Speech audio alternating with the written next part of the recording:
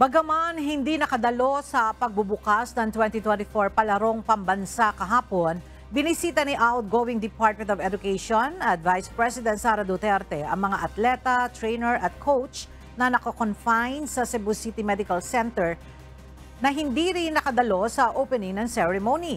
Nanggaling ang mga ito mula sa iba't ibang rehiyon na naka-admit sa ospital dahil sa iba't ibang karamdaman. Ayon kay VP Duterte, marami sa mga ito ang nanghinayang na hindi sila nakadalo sa opening ng palarong pambansa, kaya't minabuti na lamang niya na ito ay dalawin.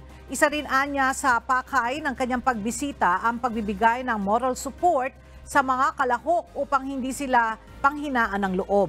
Tiniyak naman ni VP Sara na kasama sa naging preparasyon ng DepEd ang pagkakaroon ng maayos na medical team para mabigyan ng agarang medical assistance ang lahat ng mga kalahok sa palarong pambansa kung kinakailangan.